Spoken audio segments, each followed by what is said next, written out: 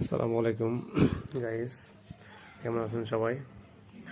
আমরা যখন সাজেক থেকে ফেরত আসছিলাম তখন ছোট্ট একটা ভিডিও করছিলাম।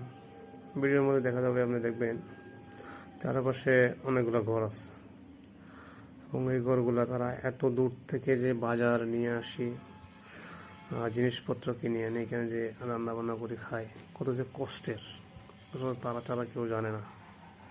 আশেপাশে দেখবেন কোথাও বাজার নাই, তেমন দোকানও নেই। হয়তোবা তারা মাসে একবার বা সপ্তাহে একবার এই খাগড়াছড়িতে গিয়ে জিনিসপাতি ক্রয় করে তারপর তারা নিয়ে আসে। এই যে পাহাড়ের রাস্তাগুলা দেখতে অনেক সুন্দর লাগে আর যাইতে অনেক ভালো লাগবে।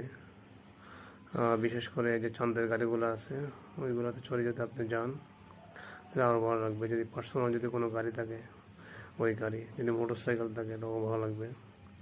কিন্তু আমি চিন্তা করছি যে আশেপাশে যে মানুষগুলো আছে তারা যে কী পরিমাণ কষ্টে আছে। কোনো একটা জিনিস নিয়ে কোনো একটা জিনিস কিনতে গেলে তার সঠিক সময় পাচ্ছে না। দেখবেন যে আশেপাশে কোনো ডাক্তার, কোনো ফার্মেসি পর্যন্ত নাই, কোনো একটা মুদি দোকান নাই, কোনো একটা চায়ের দোকান নাই। খালি রাস্তা রাস্তা, চারিদিকে বন জঙ্গল আর পাহাড় সব মিলিয়ে। তো মানুষগুলো যে কী পরিমাণ কষ্টে আছে আসলে না দেখলে তাদেরকে বুঝতে পারবেন না। প্রকৃতির সব লীলা খেলা, তারা ওইখানে এত জঙ্গলের ভিতরে গহীন গুহায় তারা কিন্তু বাস করতেছে।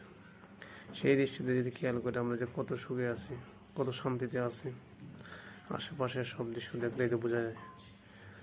আমরা সবাইকে এইসব ইয়ে থেকে মুক্ত রাখি।